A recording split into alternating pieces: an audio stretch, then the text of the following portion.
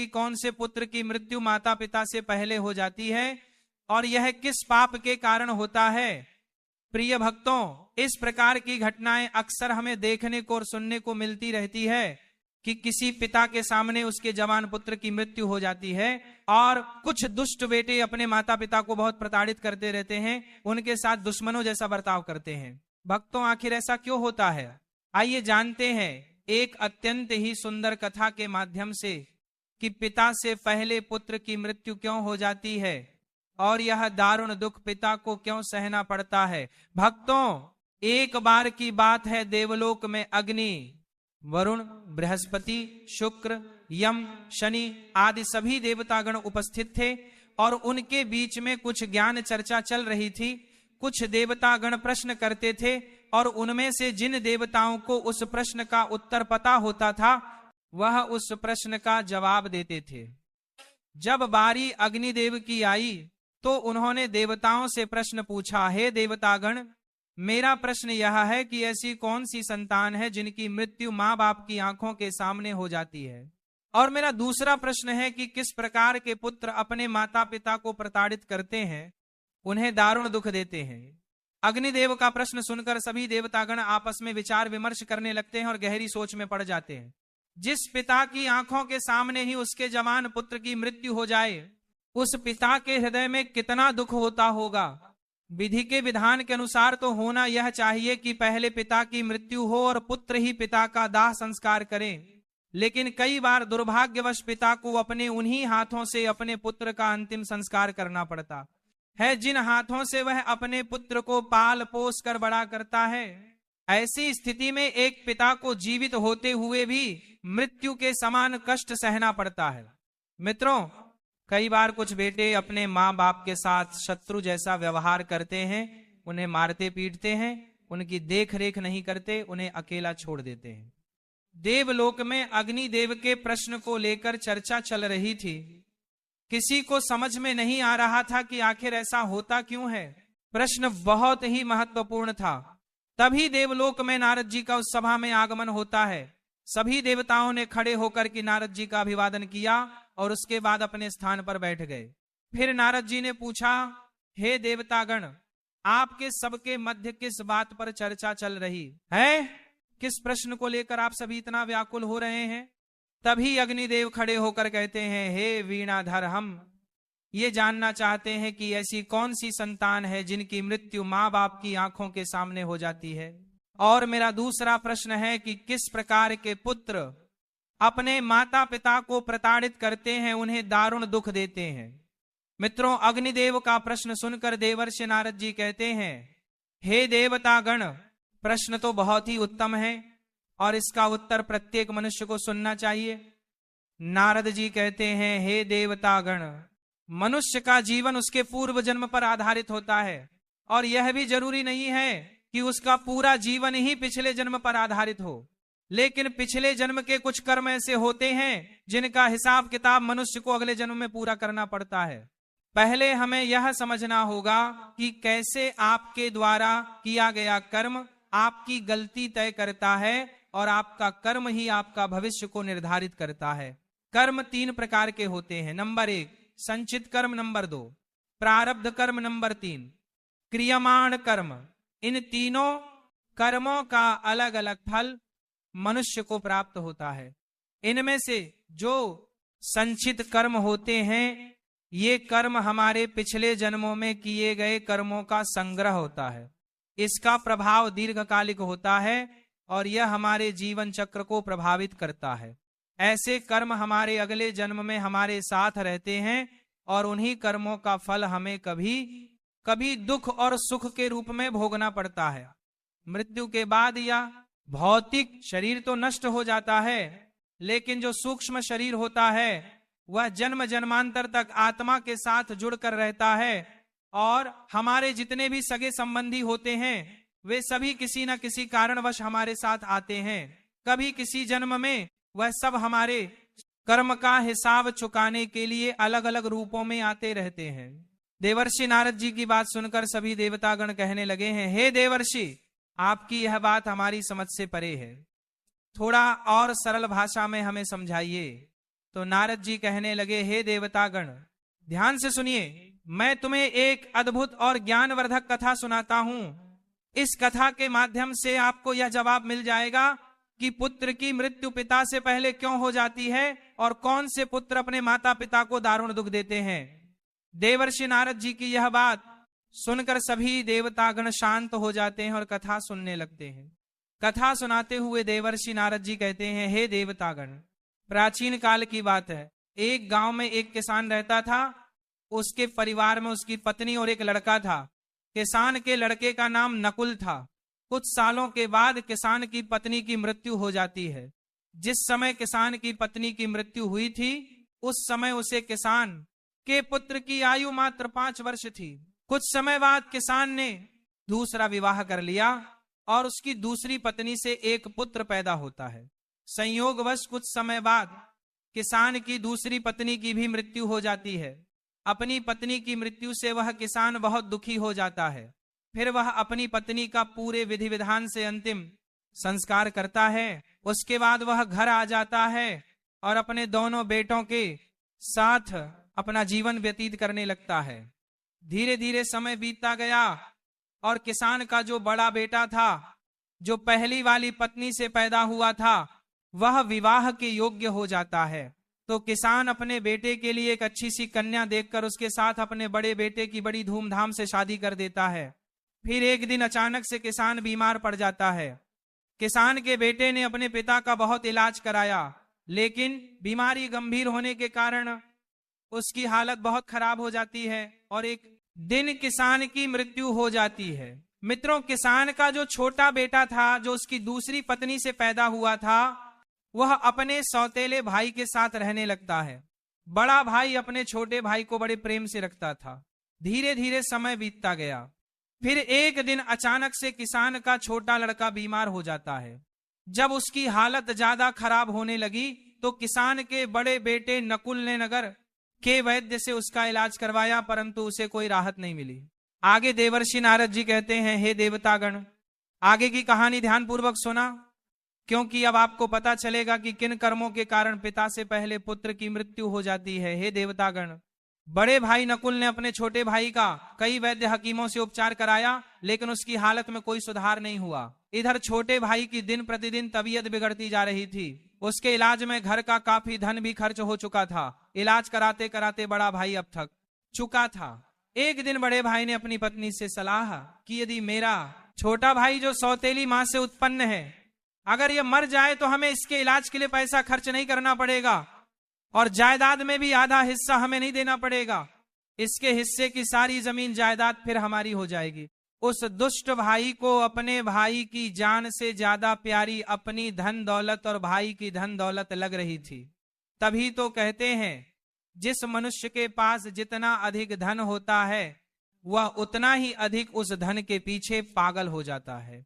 यहाँ परिसान के बेटे का यह सुझाव उसकी पत्नी को भी बहुत अच्छा लगा और उसने अपने पति से कहा, पिताजी, हम इसे मार भी तो नहीं सकते। यदि इसे मार दिया तो लोग समझेंगे कि हमने लालचवश इसे मार डाला है। क्यों ना हम यह काम किसी वैद्य से करवाएं। आप जाओ और किसी वैद्य को धन का लालच देकर उससे कहो कि वह दवाई के बदले मेरे सौतेले भाई को जहर देकर मार दे। इससे किसी को पता भी नहीं चलेगा और कोई रिश्तेदार हम पर शक भी नहीं करेगा। सब लोग कहेंगे कि यह बीमार था, इसलिए बीमारी के कारण इसकी मृत्यु हो गई। बड़े भाई नकुल ने पत्नी की बात मान ली और मन में विचार करने लगा कि यदि किसी वैद्य से बात की जाए तो हमारा काम बन जाएगा। फिर क्या था, बड़े भाई ने ऐसा ही किया। वह वैद्य के पास जाता है और उसे धन का लालच देता है। वह वैद्य पैसे का बड़ा लालची था। जब बड़े भाई ने उस वैद्य से बात की और उसे बताया कि मुझे मेरे छोटे भाई को जहर देकर मरवाना है, वैद्य पहले तो हिचकिचाने लगे, लेकिन जब किसान के बड़े बेटे ने वैद्य को इस काम को करने के बदले 500 स्वर्ण मुद्राएं देने की बात की, तो वह वैद्य यह काम करने के लिए तुरंत राजी हो गया। अगले दिन वह वैद्य उसके छोटे भाई का इलाज करने के बहाने से आता है और उसे जहर देकर चला जाता है। जहर के प्रभाव से तत्काल उसकी मृत्यु हो जाती है अपने छोटे भाई की मृत्यु पर वे दोनों पति पत्नी बहुत खुशी मनाते हैं और सोचने लगे अब तो रास्ते का कांटा निकल गया, इसके हिस्से की सारी जमीन जायदाद पर अब हमारा अधिकार हो गया है, अब मुझे जायदाद का हिस्सा किसी को नहीं देना पड़ेगा। वे दोनों बहुत प्रसन्न होते हैं। मित्रों, ये बात सदैव स्मरण रखना कि जो खुशी दूसरे के दुख की बुनियाद पर होती है, जो धन दूसरों की हिंसा करके कमाया जाता है, वह धन कभी आपको सुख नहीं दे सकता।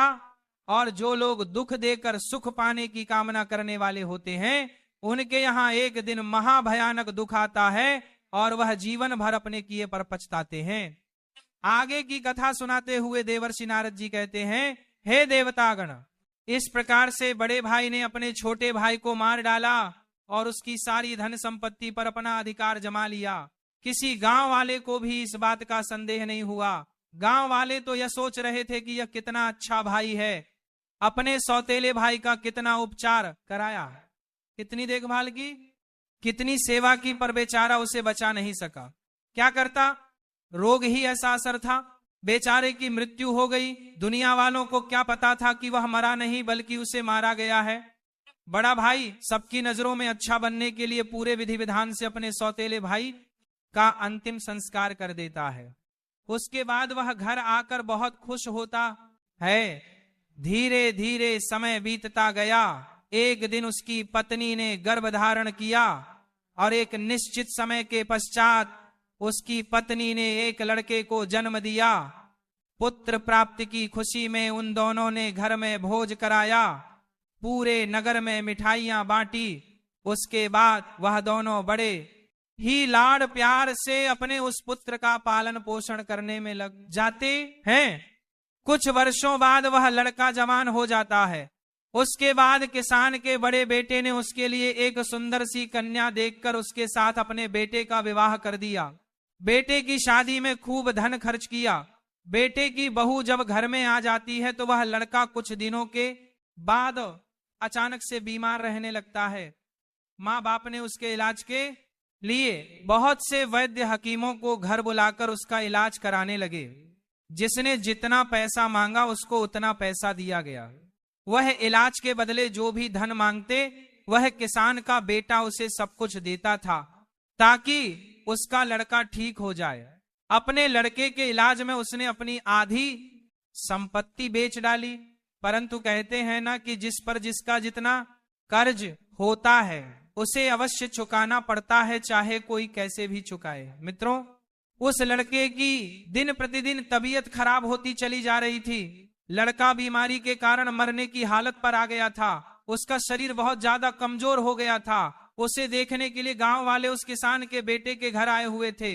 किसान का बेटा उन सब से दुखी होकर अपने पुत्र की तरफ देखते हुए कहने लगा, पता नहीं भगवान मुझे किस पाप की सजा दे रहा है। मित्रों, तभी उस किसान का पुत्र अचानक से बोल उठा।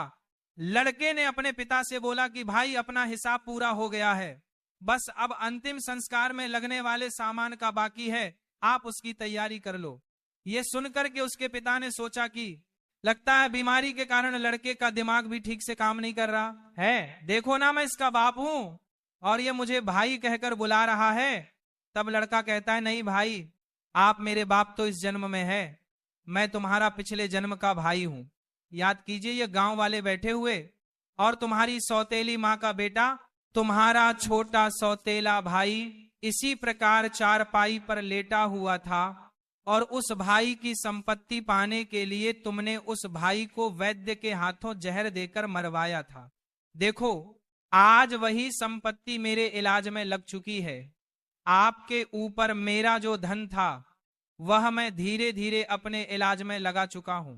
ये सुनते ही उसका पिता एकदम से फूटकर रोने लगता है और कहता है कि मेरे तो कुल का नाश हो गया है। मैंने ये क्या किया, जो किया वह मेरे आगे आ गया। फिर उसने कहा, भाई मुझे यह तो बता दो, मैंने जो किया था वह तो मुझे देखने को मिल गया, पर एक बात मेरे समझ में नहीं आई है, इसमें तुम्हारी पत्नी का क्या दोष है जो बेचारी ब्याह कर तेरे साथ आई है? ये तो निर्दोष है, अब इसको जिंदा जलाया जाएगा। उस समय सती प्रथा चलती थी, अर्थात जिसमें पति के मरने के बाद पत्नी को पति की जलती चिता पर बैठा दिया जाता था तब वह लड़का कहने लगा कि हे भाई, आप मेरी बात ध्यान से सुनो। तुमने जिस वैद्य को मेरे इलाज के लिए बुलाया था, उसने आपके कहने पर धन के लालच में मुझे जहर दिया था। याद रखना, जो दुष्ट मनुष्य धन के लालच में किसी निर्दोष व्यक्ति को अकारण ही मारता है, उसको भी उसका फल भोगना पड़ता है। मेरी मृत्यु के 4 वर्ष बाद ही उस वैद्य की आकस्मिक मृत्यु हो गई और उसे मृत्यु के बाद एक लड़की का जन्म मिला। वही लड़की आज मेरी पत्नी के रूप में मेरे घर में आई है। मेरे मरने पर उसे भी मेरे साथ जिंदा जलाया जाएगा। इसको भी इसके कर्म का फल अवश्य भोगना पड़ेगा। आगे देवर्षि नारद जी कहते हैं, हे देवतागण, मनुष्य के जीवन में आने वाली प्रत्येक घटनाएं उसके द्वारा किए गए कर्मों की उपज होती है। हम जैसा बोते हैं वैसा ही हमें काटने को मिलता है। आज नहीं तो कल मनुष्य को उसके कर्मों का कर्म फल जरूर मिलता है। जीवन के हर कठिन प्रश्न का जीवन से ही हल मिलता है। जितना गहरा कुआं होगा उतना ही मीठा जल मिलता है। मित्रों, अपने भाई से इतना कहकर वह किसान पुत्र मृत्यु को प्राप्त हो जाता है। पुत्र की मृत्यु के बाद उसकी सारी संपत्ति का नाश हो जाता है और उसकी पत्नी को उसके साथ जिंदा जला दिया गया। इस तरह से उसे दुष्ट वैद्य को उसके कर्म का फल मिल जाता है। जिसने लालच में आकर एक निर्दोष पुत्र को जहर दिया था, वह वैद्य मरकर उसकी पत्नी बना था। उसे भी मृत्यु के महाभयंकर कष्ट से होकर गुजरना पड़ा। आगे देवर्षि नारद जी कहते हैं, हे देवतागण, इस संसार में 4 प्रकार के पुत्र होते हैं और जो काम उसने किए हैं उनका भुगतान भी उन्हें करना पड़ता है। नारद मुनि की यह बात सुनकर के सभी देवतागण पूछने लगे, हे देवर्षि, 4 प्रकार के पुत्र कौन से होते हैं? कृपया आप मुझे बताइए। तब नारद जी कहते हैं, हे देवतागण, शास्त्रों में 4 प्रकार के पुत्र बताए गए हैं। पहले पुत्र होता अनुबंध पुत्र, दूसरा पुत्र होता है शत्रु पुत्र, तीसरा पुत्र होता है उदासीन पुत्र और चौथा पुत्र होता है सेवक पुत्र। ध्यान रखिए, जो पहले 2 पुत्र हैं, अनुबंध और शत्रु पुत्र है, ये दोनों पुत्र आपके कर्मों के अनुसार आपके घर में जन्म लेते हैं। इन दोनों पुत्रों की मृत्यु पिता से पहले हो जाती है। अगर किसी पुत्र की मृत्यु पिता से पहले हो जाए तो समझ लेना कि आपके घर में अनुबंध और शत्रु पुत्र पैदा हुए थे। धार्मिक मान्यताओं के अनुसार यदि आपने अपने पूर्व जन्म में किसी को किसी भी प्रकार से प्रताड़ित किया है या उसे दारुण दुख पहुंचाया है, तो याद रखना वह व्यक्ति आपसे किसी भी तरह का बदला लेना चाहता है, लेकिन वह किसी कारणवश बदला नहीं ले पाया क्योंकि वह कमजोर था और वह इसी तरह तड़प तड़प कर मर जाता है। तो निश्चित मानिए वह व्यक्ति इस जन्म में आपका पुत्र बनकर लौटेगा और फिर वह अपना बदला पूरा जरूर करेगा और आपको अपनी आंखों के सामने अपने ही पुत्र की मृत्यु देखनी पड़ेगी। और इससे बड़ा दुख एक पिता के लिए और क्या हो सकता है कि उसकी आंखों के सामने ही उसके पुत्र की मृत्यु हो जाए।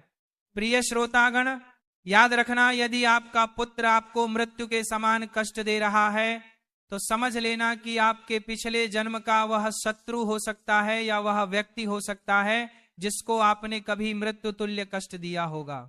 ऐसी संतान आपके जीवन को हर तरह से कष्टों से भर देती है, आपका जीवन नरक बना देती है। ऐसी संतानें आपको मारती हैं, परेशान करती हैं और आपके कुल का विनाश कर देती थी और एक दिन आपको भी मांगने पर मजबूर कर देती है। आगे देवर्षि नारद जी कहते हैं, हे देवतागण, महाभारत का जब युद्ध हो रहा था उस समय भगवान श्री कृष्ण ने अर्जुन को गीता ज्ञान देते हुए कहा था, हे पार्थ, इस नश्वर संसार में जितने भी रिश्ते नाते हैं वे सभी मनुष्य द्वारा किए गए पिछले कर्मों के अनुसार उन्हें प्राप्त होते हैं। इस महाभारत के युद्ध में आपके सम्मुख जितने भी तुम्हारे सगे संबंधी दिखाई दे रहे हैं सभी तुम्हारे और उनके पिता का लेखा जोखा है।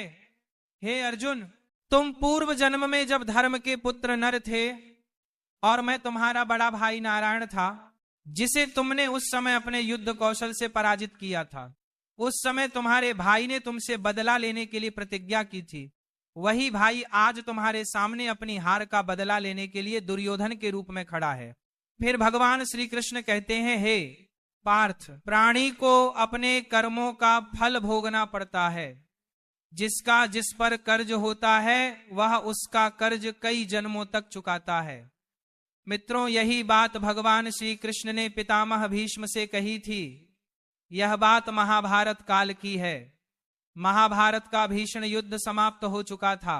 विजेता पांडव सभी भाइयों सहित भगवान श्री कृष्ण के साथ पितामह भीष्म का आशीर्वाद प्राप्त करने गए थे। तभी पितामह भीष्म ने भगवान श्री कृष्ण से पूछा, हे वासुदेव, मैं अपने किन कर्मों की वजह से नुकीले तीरों से बनी इस सैया पर असहाय कष्ट भुगत रहा हूं? तभी श्री कृष्ण ने मुस्कुराते हुए पूछा, हे पितामह, क्या आपको अपने पिछले जन्मों के कर्म याद हैं? पितामह बोले, हे वासुदेव, मुझे मेरे पिछले जन्म के कर्म याद है और इनमें मैंने कभी किसी का बुरा नहीं किया। पितामह भीष्म की बात पर सहमति जताते हुए भगवान श्री कृष्ण ने कहा, हे पितामह, आपने 100 जन्मों में कोई भी पाप नहीं किया। आपको यह सजा आपके 101 जन्म की मिल रही है। 101 में जन्म में आप एक राजा थे और एक बार आप शिकार खेलकर जंगल से गुजर रहे थे और शिकार खेलने के कारण आप बहुत थक गए थे।